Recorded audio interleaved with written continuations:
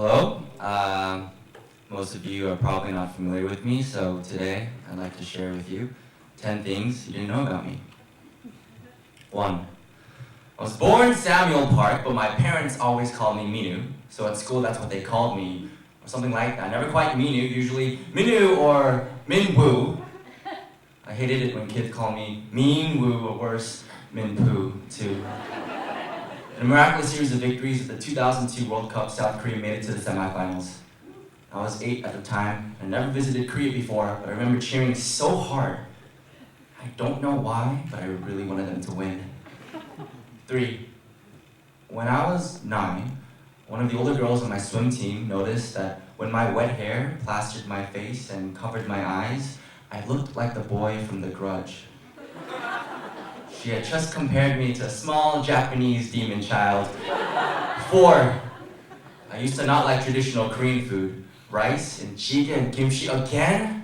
Can't we order like Taco Bell? 5. When I was in the 4th grade, my friend Brian asked me why I had such fat calves. For some time afterwards, I only wore long pants because I was ashamed of my radish-shaped legs, my mudari. Wanted to have normal, slimmer ones. Wanted to hide the bottom half strength that my father passed on to me. 6. My father was 16 when he first immigrated to America.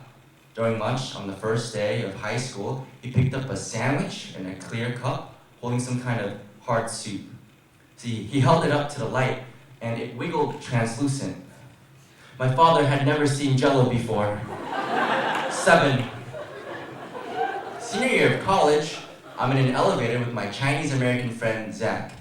When the elevator doors open to reveal 2 white women, as we step out and the women step in, the older woman looks at us and asks, "Are you guys twins?"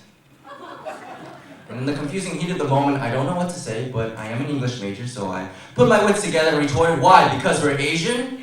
And as the elevator doors closed shut, she looked at me and replied, "Yes." 8. It's 1 a.m. on a Friday night in Queens, New York City, and I'm performing in an open mic.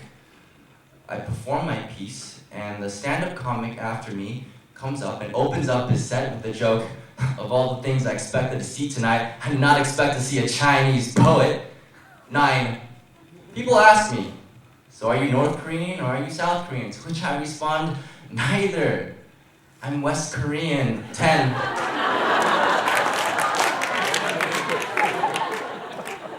On the first day of Korean school, my Korean teacher taught me the Korean word for milk, uyu, by telling me that the vowels u and u next to each other look like a cow's udder.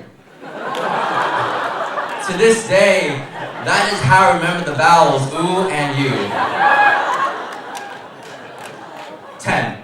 I still can't speak Korean fluently, much less read or write, but I've always been able to catch snippets of the Korean language from the white noise of a crowded mall, murmurs of Korean entering my ear canals, nestling into comfortable inundations at the base of my eardrums. They are whispers of home wherever I go. 9. If I were really a North Korean spy, do you think I'd tell you? 8. Mr. No-Name, struggling stand-up comic. There's nothing funny about ignorance. See, microaggressions are anything but micro. 7. I'm glad those elevator doors closed shut before I could say or do anything else, because if those doors were open for just a moment longer, I guarantee you, still wouldn't know what to do. 6. Jell-O. Neither liquid nor solid. Jell-O, ambiguously in between, like being Korean American. Jell-O, 2 cultures gelling in a strange dance I like to call the culturally confused wiggle. 5. I get my legs from my dad. It's genetics. When I joined the rowing team in high school, my muscular calves and my thunder thighs became a blessing. See, I would soon discover that in the sport of rowing, the bigger your legs, the faster you are. 4. I can't live without Korean food. 3. My swim team used to play games like sharks and minnows. One person would be the shark and the rest would be minnows. See, the shark would have to try to tag the other people to make them sharks too until only one minnow was left. The other kids sometimes called it sharks and minnows. I like that. 2, Koreans are nationalists. Ironically enough, Korean Americans, almost more so. I always root for Korean athletes on national televised events. See, it's true, I bleed red, white, and blue for American sand, but understand I also bleed red, white, and blue for my Korean motherland. 1, I was born Samuel Park, but my parents always called me Minu, so in the 8th grade I visited the local courthouse to legally change my name to Minu Samuel Park. I know many Korean Americans who've done the exact opposite, trading in their foreign-sounding name for one more familiar, but I love my name. Am I a heretic to love my heritage? Tell me, is it narcissism or romanticism that fuels this ethnic duality? See, my name is 2 parts Korean and 1 part English, but it is wholly proud of representing me.